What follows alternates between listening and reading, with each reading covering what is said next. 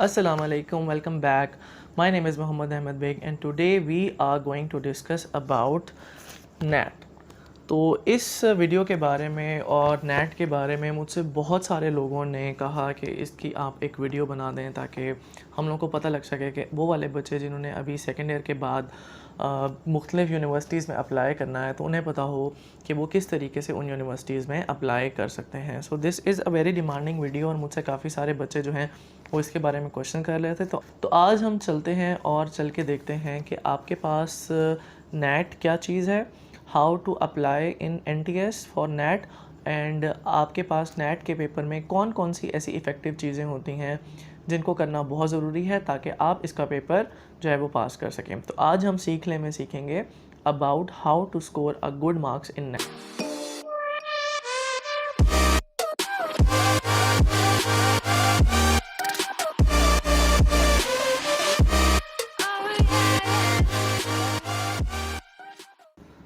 Okay जी, so welcome back. और जिस तरह मैंने आपको बताया कि आज का हमारा ये एक येट अनदर डिस्कशन सेशन है और डिस्कशन सेशन बहुत ही इजी गोइंग होता है। मेरे पास जितने भी पॉसिबल क्वेश्चंस आए हुए होते हैं पूरे वीक के, तो आई विल पॉसिबली ट्राई कि वो तमाम चीज़ इजीली आपके उसके आंसर्स दे सकूं।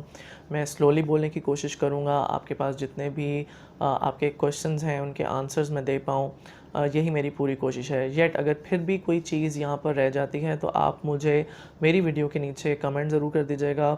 मैं कोशिश करूँगा कि पॉसिबल मेरे से जितने भी आंसर होते हैं मैं उनका रिप्लाई बैक कर सकूँ। ओके, टाइम वेस्ट नहीं करते तो आज हम चलते हैं सबसे पहले कि आपके पास नेट है क्या और इसको हम अप्लाई किस तरह करेंगे। देखें, अप्लाई का मेथड बहुत सिंपल है, बहुत आसान है। आपने NTS की वेबसाइट पे जाना है और अपने आप को वहाँ पे जाके रजिस्टर करना है। लेकिन फिर भी बहुत सारे बच्चों को इस चीज़ के बारे में नहीं पता लग रहा होता कि हम कैसे जाएं, कोई गाइड करने वाला नहीं है। तो फिर मैं आपको यहाँ पर एक वीडियो जो है वो टैग कर देता हूँ और उसके साथ साथ देखते हैं कि हमने किस तरीके से इसको अप्लाई जो है वो करना है। तो मैं यहाँ पर अपने मोबाइल पर जो है ये तमाम चीज़ जो है वो ओपन करता हूँ और साथ साथ जो है ये आप मेरे साथ भी ये तमाम मेथड जो है वो रिपीट करते जाइएगा तो आप इजीली रजिस्टर्ड कर जाएंगे।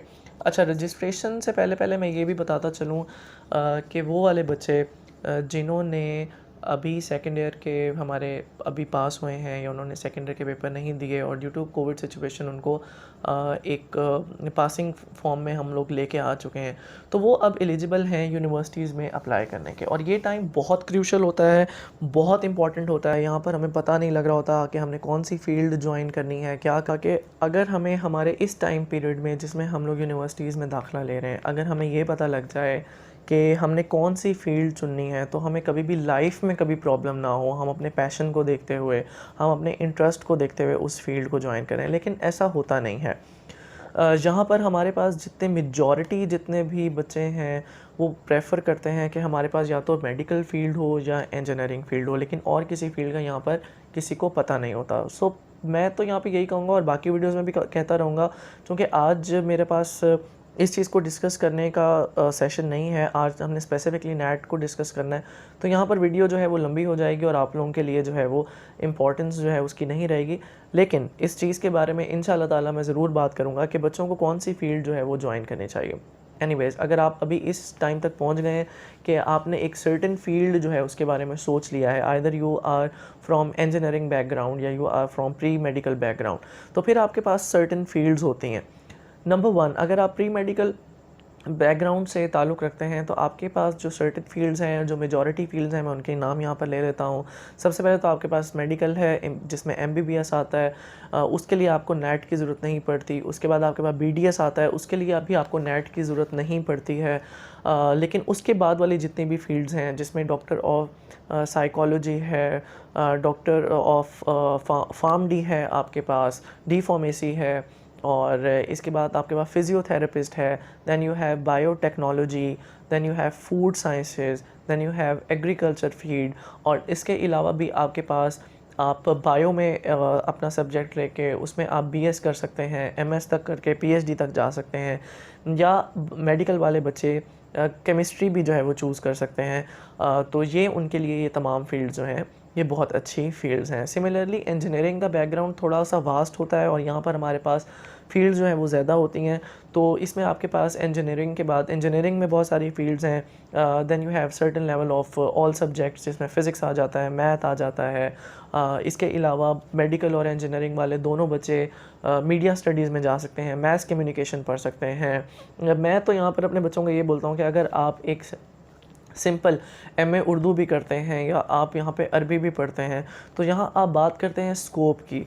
काइंडली प्लीज़ ये अपने दिमाग में रखिएगा कि स्कोप इंसान खुद बनाता है। ये सब्जेक्ट डिसाइड नहीं करते कि इन चीज़ों का क्या स्कोप है और आगे जाके इन्होंने लाइफ में आपको कितना जो है वो पैसा कमा कर दे देना है। So it's all about on your strength, it's all about on your abilities. और यहाँ पर मुझे एक डायलॉग हमेशा याद रहता है, जो कि 3 इडियट्स मूवी का है, कि अपने अंदर स्किल पैदा करें, और जब आपके अंदर स्किल पैदा हो जाएगी तो पैसा खुद पीछे पीछे दौड़ते हुए आपके पीछे भागेगी। सो आप जितना भी स्किल के पीछे दौड़ेंगे, आप स्किल हासिल करेंगे, तो वो आपको कहीं ना कहीं लाइफ में जो है वो कुछ ना कुछ दे जाएगा। एनीवेज, अब हम चलते हैं सबसे पहले कि हाउ टू रजिस्टर्ड। तो आप प्लीज़ इसको देखिए कि आपने सबसे पहले अपना गूगल जो है वो पेज ओपन करना है। मैं यहाँ पर भी आपको जो है वो दिखा दूँगा। उसके बाद आपने इस गूगल पेज पे सबसे पहले आपने NTS की वेबसाइट जो है वो ओपन करनी है, विच इज़ nts.org.pk। आप सिंपल NTS लिखेंगे तो तब भी आपके पास जो है ये खुल जाएगा। यहाँ पे आपके पास होम पेज आ रहा होगा, कुछ इंपॉर्टेंट नोटिस होते हैं उनके कि मोबाइल अलाउ नहीं है ड्यूरिंग टेस्ट के दौरान। तो फिर आपके पास यहाँ नीचे जो है वो ऑप्शंस गिवन है, नेट है, गेट है। मैं यहाँ पर नेट को डिस्कस कर रहा हूँ, तो नेट में आप चले जाइए। उसके बाद यहाँ पर ये होम, इंट्रोडक्शन, ये तमाम चीज़ें अबाउट नेट है, और इसमें आपके पास एक ऑप्शन जिसको मैंने एरो लगाया है, that is how to registered. आप इस हाउ टू रजिस्टर्ड वाली ऑप्शन में जाएंगे और यहाँ पर आपने इन तमाम चीज़ों को पढ़ना है। इतनी पढ़ने की ज़रूरत नहीं है, मैं आपको बता रहा हूँ कि ऑनलाइन रजिस्ट्रेशन के लिए आप ऊपर क्लिक कीजिए। यहाँ मैं तेज़ी से इसलिए बोल रहा हूँ क्योंकि ये तमाम चीज़ साथ साथ मैं कर रहा हूँ। तो यहाँ पर आप जाके देखेंगे, ये आपके पास तमाम जो हैं वो सब्जेक्ट्स लिखे हुए हैं कि आपने नेट किस चीज़ में देना है। बायोलॉजिकल साइंसेज हैं आपके पास, या मैनेजमेंट साइंस हैं, फ़िज़िकल साइंसेज हैं, प्री मेडिकल है, प्री इंजीनियरिंग है। तो उस चीज़ को आप यहाँ से क्लिक कर लेंगे। तो आपने यहाँ पे, जिस तरह मेरा बैकग्राउंड प्री इंजीनियरिंग का है, तो मैं इसको प्री इंजीनियरिंग पे अप्लाई कर देता हूँ। तो यहाँ पर जैसे ही मैंने इसको प्री इंजीनियरिंग पे अप्लाई किया, अप्लाई नाउ के बाद आपके पास ये एक इंटरफेस जो है वो खुल जाएगा, जिसमें आपको अपना CNIC देना पड़ेगा। अगर आप लोग 18 ईयर से कम हैं और ये तमाम चीज़ आप लोग दे रहे हैं नेट का टेस्ट, तो फिर आपको यहाँ पे बी फॉर्म अपना लगाना पड़ेगा। If you have your own CNIC तो आप CNIC पुट कर सकते हैं। CNIC पुट करने के बाद आप यहाँ पर रैंडम मैं नेम दे रहा हूँ, उसके बाद आप ये तमाम इन्फॉर्मेशन अपने यहाँ पे टाइप करेंगे और उसको एग्री कर देंगे। यहाँ पर आपको सिक्योरिटी क्वेश्चंस, पासवर्ड या फर्दर इन्फॉर्मेशन भी ये मांग रहा होता है, तो इसको आप दे दें, तो ये आपके पास ये तमाम चीज़ कंप्लीट हो जाती है। जैसे ही ये आप यहाँ पे CNIC देके रजिस्टर करेंगे तो आपके पास एक अनदर इंटरफेस जो है वो ओपन हो जाएगा। इस इंटरफेस में आपके पास जो है वो आपकी पर्सनल इन्फॉर्मेशन जो है वो मांगेगा।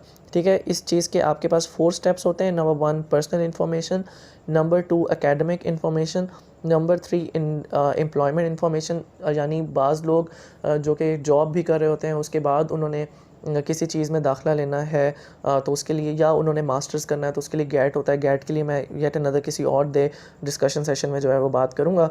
तो आज तो हमने सिर्फ नेट के बारे में बात करनी है। और स्टेप 4 है कि आपने कोई यहाँ पे इंटरेस्ट अपने बताने होते हैं। स्टेप 5 में आप अपनी कोई एक्सपीरियंस वगैरह, जो कि आजकल अब ये नहीं मांगते हैं, इसमें फॉर्म में इतनी ये तमाम चीज़ें नहीं होती हैं। तो ये बस आपने इसको फिल करना है, अपनी पर्सनल इन्फॉर्मेशन आपने डालनी है। With this you get registered. जैसे ही आप ये पर्सनल इन्फॉर्मेशन डाल के ये तमाम आप अपना ये फिल करेंगे, तो आपके पास टेस्ट सिटी का भी वो ऑप्शन मांगेगा। एंड इसमें फ्रॉम बहावलपुर, मुल्तान, लाहौर, इस्लामाबाद, पिंडी, कोयटा, ये तमाम जगहों पर इसके टेस्ट जो है वो होते हैं। यहाँ टेस्ट के हवाले से मैं एक बड़े मज़ेदार बात करूँगा कि अपने टाइम पर इन 2006 2007 जैसे ही मैंने ये तमाम चीज़ ख़त्म की और उसके बाद मुझे यूनिवर्सिटी में आना था, और यूनिवर्सिटी में आकर भी जब मैंने आगे नेट के लिए अप्लाई करता रहा कि हो सकता है किसी और अच्छी जगह पर मेरा जो है वो दाखिला हो जाए, तो हम हमेशा टेस्ट सिटी जो है वो मैं अपने सिटी से दूर वाली सिटी जो है वो चुनता था। वो इसमें सिर्फ़ और सिर्फ इसलिए कि हम घूम फिर भी आएँ, जाके हम लोग थोड़ा सा दूसरी सिटी भी देखा है। So I always choose Multan and Lahore, और मैं हमेशा जो है वो अपना टेस्ट जो है वो मुल्तान या लाहौर जाके देता। जी, तो अब आप रजिस्टर्ड हो चुके। अब हम बात करते हैं सेकंड स्टेप की, कि आपके पास नेट के पेपर में आ क्या रहा है, and that is the important step and the part of today's discussion topic. तो नेट के टेस्ट में आपके पास, मैं इसकी बुक खोलता हूँ, और इस बुक की भी बड़ी मज़ेदार कहानी है कि बुक मेरे पास फ्रॉम 2007 जो है ये मेरे पास है। एंड आज इस बुक का मैं गिव अवे भी करने जा रहा हूँ जिस बच्चे ने मुझसे सबसे पहले इस चीज़ के बारे में बात की थी, and that is Ahmed Ayub from my class. तो अहमद, आपके पास ये बुक जाती है, आपने मुझसे मांगी थी। ये एक छोटा सा गिव अवे है, ऑल्दो ये एप्पल और आईफोन जितना तो ये आईफोन आईपैड जितना तो ये गिव अवे नहीं है, लेकिन फॉर मी ऐसी चीज़ें जो मेरे पास सालों से हैं, तो उसका एक छोटा सा गिव अवे मैं आपको कर रहा हूँ, सिर्फ़ और सिर्फ इसलिए कि आई नो कि आप इसकी इम्पोर्टेंस को समझो, और आप कहीं जाकर इस चीज़ का जो है वो टेस्ट दो, तो आप अल्हम्दुलिल्लाह इसमें पास हों, और जहाँ आप चाहते हैं वहाँ पर आपका जो है वो दाखिला हो। एनीवेज़, गिव अवे हो गया, that is a very important announcement. तो अब हम चलते हैं कि हमारे पास जो है वो नेट के टेस्ट में यहाँ पर आपके पास क्या क्या चीज़ें जो हैं वो आती हैं। तो इसमें सबसे पहले इंपॉर्टेंट चीज़ ऊपर ऊपर लिखी होती है, जब पंजाब की तमाम सरकारी और नेशनल टेस्टिंग सर्विस NTSA मुहल्का दीगर यूनिवर्सिटियों में दाखिला टेस्ट, यानी कि पंजाब की जितनी भी सरकारी यूनिवर्सिटीज़ हैं, फ्रॉम IUB, BZU, और उसके बाद आपके पास जितनी भी यूनिवर्सिटीज़ बाहर आप चले जाएं, जिसमें लाहौर यूनिवर्सिटी है, वट जितनी भी यूनिवर्सिटीज़ अभी मेरे जहन में आ रही, इन तमाम में आपके पास जो है सर्टन स्पेसिफिक डिसिप्लिन्स में नेट जो है वो बहुत इंपॉर्टेंट होगा, और आप नेट देंगे तो आप मुख्तलिफ़ डिसिप्लिन्स में जो है वहाँ पर दाखिले के एबल होंगे। हमारा बच्चे की खामी ये है कि ड्यूरिंग द स्टडी हम लोग नेट की इम्पोर्टेंस को समझते नहीं हैं, और ये एक ऐसा एप्टीट्यूड टेस्ट है जिसको आप अगर वैसे भी इसमें रजिस्टर्ड हो जाएं तो आपको अपने कैलिबर का पता लगता है कि आप कहाँ पर स्टैंड कर रहे हैं और इस टाइम आपकी तैयारी कैसी है। और सिर्फ आप लोग जो अपने 4 साइंस सब्जेक्ट्स को बड़ी इंपॉर्टेंस दे रहे होते हैं, जिसमें नंबर 1 आपके पास बायोलॉजी या मैथ है, फ़िज़िक्स है, केमिस्ट्री है, तो या इंग्लिश है, तो आपके पास ये जितनी भी चीज़ें हैं आप सिर्फ इन्हीं सब्जेक्ट्स के ऊपर जो है वो इम्पोर्टेंस आप दे रहे होते हैं, और आपको नहीं पता होता कि आपको क्या सर्टेन लेवल ऑफ मैथ भी आती है। बायो के बच्चों को मैं स्पेसिफ़िकली यहाँ पर मेंशन करना चाहूँगा, जो कि मैट्रिक के बाद ये समझते हैं कि हमने बायो रख ली है, प्री मेडिकल में चले गए हैं, तो उनसे मैथ का कहीं पे ताल्लुक़ नहीं है। बेटा, आपको कुछ इम्पॉर्टेंट बेसिक चीज़ों का मैथ का पता होना चाहिए, क्योंकि ये चीज़ हमेशा आपको आगे जाके कहीं ना कहीं जो है वो आपको सक्सेसफुल बना देंगी। अदरवाइज़ अगर आपको मैथ के बेसिक ऑपरेशंस का नहीं पता होगा तो मेरा नहीं ख्याल आप लाइफ में आगे जाके बहुत सारी चीज़ों पे आप मार खाने वाले हैं। सो मैथ इंपॉर्टेंट, मैथ की बड़ी इंपॉर्टेंस है, यहाँ पर मैथ आपको आना चाहिए। ओके जी, यहाँ पर हम लोग चलते हैं इसके कंटेंट्स की तरफ। तो मैं यहाँ पर कंटेंट्स बोल रहा हूँ, मैं साथ साथ यहाँ पर मेंशन कर दूँगा एडिटिंग में कि सबसे पहले आपके पास इसके 5 बेसिक कंटेंट्स हैं, और उसमें सबसे पहले आपके पास इंग्लिश का पोर्शन आता है जिसमें वर्बल रीजनिंग उसको बोलते हैं। वर्बल रीजनिंग में आपके पास सेंटेंस कंप्लीशन आती है जी, यानी आपके पास ब्लैंक्स होते हैं, आपको सेंटेंसेस दिए जाएंगे और आपको यहाँ पे पूछा जाएगा कि प्रॉपर प्रेपोजिशंस या प्रॉपर आर्टिकल आप इसमें पुट करें, तो तब आपकी ये सेंटेंस कंप्लीशन जो है वो हो जाती है। तो that is a part of English which is known as verbal reasoning. आप एक अच्छी सी बुक जाकर मार्केट से ले लीजिए नेट की। मेरा ख्याल अगर आपके पास 10-15 दिन भी हैं नेट के टेस्ट से पहले, तो आपको अच्छे तरीके से ये जो है वो 50 अबव मार्क्स दे जाएंगे। मैं यहाँ पर ये भी बताता चलूँ कि नेट के टोटल मार्क्स जो हैं वो आपके पास यहाँ पर 100 मार्क्स होते हैं। यहाँ पे कोई नेगेटिव मार्किंग नहीं है, 2 घंटे का ये पेपर होता है। सेकंड है जी हमारे पास एनालॉगी क्वेश्चन। एनालॉग का मतलब यहाँ पर 3 चीज़ें जो है वो पूछी जाती हैं। Number 1 is synonym. एनालॉग के अंदर ये 3 चीज़ें आएंगी, synonym, number 2 is antonym and number 3 is analogue portion. Synonym means किसी भी चीज़ का मतलब इंग्लिश टू इंग्लिश, और antonym means English to English opposite meaning हो जाएगा, यानी इसका उलट जिस तरह आप उर्दू में पढ़ते हैं। एंड एनालॉग क्वेश्चंस का ये मतलब होता है कि फॉर एग्ज़ाम्पल मैं अगर एक ही चीज़ को कह दूँ ग्लास या कप, तो ये हमारे पास ये दोनों ऐसी चीज़ें हैं जो एनालॉगस हैं, दोनों में एक जो है वो सिमिलैरिटी पाई जाती है कि दोनों में जो है वो हम पानी या जूस या वट कोई ऐसी लिक्विड फॉर्म जो है वो रख सकते हैं। तो that is called analogous questions. और ये वर्बल की रीजनिंग के ही अंदर 3 पार्ट्स होते हैं। और थर्ड है जी आपके पास क्रिटिकल रीडिंग। क्रिटिकल रीडिंग में आपके पास एक पैराग्राफ दिया जाता है, उस पैराग्राफ के को आपने रीड करना होता है और उसके एंड पे आपसे उसके क्वेश्चन पूछे जाते हैं। सो ये वाला पार्ट आपके पास आ गया वर्बल रीजनिंग का। और वर्बल रीजनिंग में ये आपके पास 3 पार्ट्स हो गए। मैं अगेन रिपीट कर देता हूँ। सेंटेंस कंप्लीशन जिसमें फिल इन द ब्लैंक्स होंगी। नंबर 2 आपके पास एनालॉग पार्ट होगा जिसमें सिनोनिम, एंटोनिम एंड आपके पास जो है एनालॉग क्वेश्चंस पूछे जाएंगे कि सिमिलैरिटीज़ क्या हैं दो चीज़ों में। And number 3 is critical reasoning. अब हम चलते हैं अपने सेकंड पोर्शन की तरफ which is analytical reasoning. Analytical reasoning में आपके पास एनालिटिकल कम्स फ्रॉम एनालिसिस, तो ये आपके पास एनालिसिस करेगा आपके बिहेवियर का। यहाँ पर येट आपको अगेन एक पैराग्राफ दिया जाएगा। मैं आपको बड़े आसान से एक एग्जांपल दे देता हूँ यहाँ पे जिससे आपको पता लग जाए, और ये हमेशा क्वेश्चन आते होते हैं। लेट्स सपोज आपको कह दिया जाए कि एक टेबल है आपके पास और उस टेबल के साथ जो है वो 6 जो है वो चेयर्स जो हैं वो लगी हुई हैं। There is a round table और आपके पास जो है वो 6 ही बच्चे हैं जिन्होंने इस राउंड टेबल के इर्द गिर्द बैठना है। Let's suppose that will be ABCDEFG। तो आपके पास 6 जो हैं वो बच्चे हैं और उन्होंने इस राउंड टेबल के इर्द गिर्द जो है वो बैठना है। तो किस तरीके से वो यहाँ पर बैठ सकेंगे, फिर वो आपको इसकी कुछ जो है वो रिस्ट्रिक्शंस दे देगा क्वेश्चन में कि ऐसा हो सकता है कि ए जो है वो कभी भी बी के साथ नहीं बैठेगा, ए जो है वो हमेशा सी के साथ बैठेगा। फिर आपको ये कह दिया जाए कि ये भी ऑर्डर हो सकता है कि हमेशा C, D, E जो हैं वो एक ही ऑर्डर में आएंगे ये वाले बच्चे, और E और F जो हैं ये कहीं पर भी बैठ सकते हैं। आप मेरे ख्याल से वो लोग जिन्होंने इस चीज़ के ऊपर वर्क किया है या देखा है उनको मेरे क्वेश्चन की जो टोन है वो समझ में आ रही होगी कि एनालॉग क्वेश्चंस में, एनालिटिकल रीजनिंग में आपके पास किस तरीके के क्वेश्चंस आते हैं। ठीक है, फिर आपसे मज़ीद ये पूछ लिया जाता है, एक और एग्जांपल है कि देयर इज़ अ बिल्डिंग और उसमें आपने रूम्स जो हैं वो बनाने हैं और उन रूम्स के अंदर जो है वो कलर करने हैं। तो there are 5 rooms in a building और उनका कलर कोडिंग कुछ ऐसे होना चाहिए कि नीचे वाला कलर जो है वो पहले रूम का ब्लू है, देन ग्रीन है, देन ऑरेंज है, देन रेड है एंड येलो है। लेकिन इनमें फिर आपको फिर रेस्ट्रिक्शंस दे देगा कि कभी भी ऑरेंज और येलो जो है वो साथ नहीं होना चाहिए। तो फिर उसके आगे आपसे क्वेश्चन पूछेगा कि कौन सा इनका करेक्ट सीक्वेंस क्या है, करेक्ट ऑर्डर क्या है। इसमें बेतहाशा क्वेश्चंस आते हैं और ये तभी पॉसिबल है कि आप इनकी प्रैक्टिस करें, और जब तक आप इनकी प्रैक्टिस नहीं करेंगे ये क्वेश्चन नहीं होता। ये मेरा पर्सनल एक्सपीरियंस है।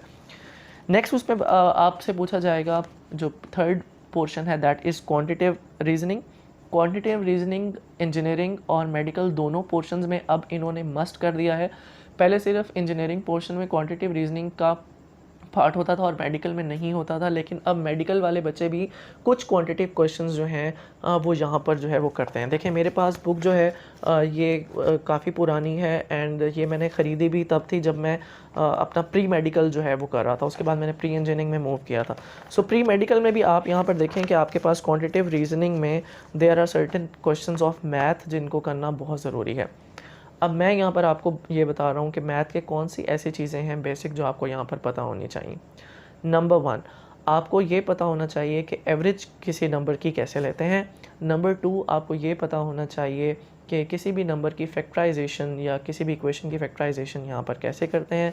नंबर 3, आपको ये पता होना चाहिए कि इंक्रीजिंग और डिक्रीजिंग ऑर्डर वाले नंबर्स को आपने किस तरीके से सॉल्व करना है। नंबर 4, आपको मैट्रिसेस आने चाहिए और नंबर 5, आपको साइमल्टेनियस इक्वेशन को सॉल्व करना आना चाहिए। ये चीज़ें उन्हीं बच्चों तक ये मैसेज मेरा पहुंच रहा होगा और उन्हीं वही बच्चे इस मैसेज को अच्छे तरीके से अपने दिमागों में बिठा पा रहे होंगे जो मैथ की इन तमाम चीज़ों से गुजरे हैं। जिनको इन बेसिक ऑपरेशंस का नहीं पता वो सबसे पहले इन बेसिक ऑपरेशंस पे वर्क करें और उसके बाद वो नेट का टेस्ट दें, तो आई एम श्योर गारंटीड उनके मार्क्स जो हैं वो ज़्यादा आएंगे। फिर मेरे पास यहाँ पे कुछ मल्टीप्लिकेशन एंड डिवीजन का पोर्शन है, परसेंटेज का पोर्शन है, दैट इज़ वेरी इंपॉर्टेंट। तो ये ज़कात की परसेंटेज समटाइम पूछ ली जाती है, या किसी कार को आपने सेल की है उसकी परसेंटेज प्रॉफिट या लॉस पूछ लिया जाता है, या यहाँ पर आपसे ये पूछा जाता है कि आपने एक टी शर्ट जो है वो जाकर बाई की और आजकल ये एग्ज़ाम्पल मेरे ख्याल से तमाम पढ़े लिखे बच्चों को पता होती है कि अगर किसी जगह पर 1000 रुपीज़ की एक टी शर्ट है और वहाँ पर 50% ऑफ लगा हुआ है, तो दैट मीन्स कि वो टी शर्ट जो है वो 500 की हो जाएगी।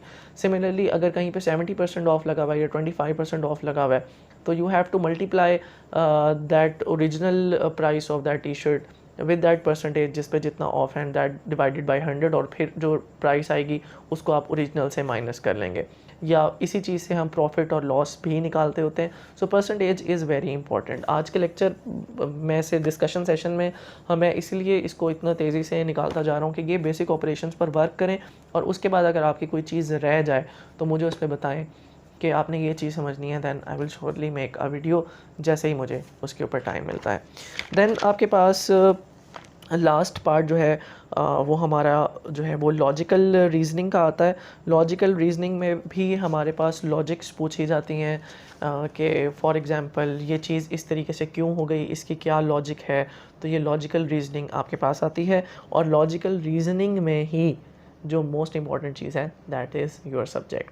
तो ये सब्जेक्ट का जो पार्ट है वो आपके पास लॉजिकल रीजनिंग में पूछा जाएगा। अगर आप प्री इंजीनियरिंग से डील कर रहे हैं तो आपके पास यहाँ से फ़िज़िक्स, मैथ एंड केमिस्ट्री के क्वेश्चंस होंगे, और अगर आप यहाँ पे प्री मेडिकल से डील कर रहे हैं तो आपके पास बायो, फिज़िक्स और केमिस्ट्री के क्वेश्चन होंगे, क्योंकि क्वांटिटेटिव का पोर्शन आप ऊपर जो है वो सॉल्व करके आ चुके हैं।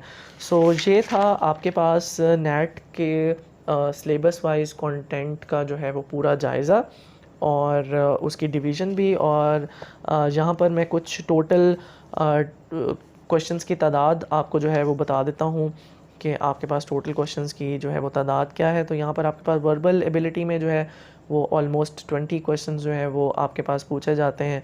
इसी तरीके से एनालिटिकल रीजन में आपके पास 25 क्वेश्चंस हैं, क्वांटिटेटिव रीजनिंग में आपके 25 क्वेश्चन है, सब्जेक्ट नॉलेज में आपके पास 30 क्वेश्चंस हैं। तो इसी तरीके से ये आपके पास जो है ये पेपर जो है वो बन जाता है। That's all for today. आज मैंने आपका काफ़ी सारा टाइम ले लिया इस नेट वाले डिस्कशन सेशन में, तो इंशाल्लाह ताला हम नेक्स्ट मिलते हैं किसी और वीडियो में किसी और नए टॉपिक के साथ। Thank you so much, keep visiting my channel and do subscribe my channel. अपना ख्याल रखिएगा। नेट के बारे में कोई भी क्वेश्चन हो आप लोगों ने मुझसे जो है वो लाजमी पूछ लेने। Thank you so much and अल्लाह हाफिज़।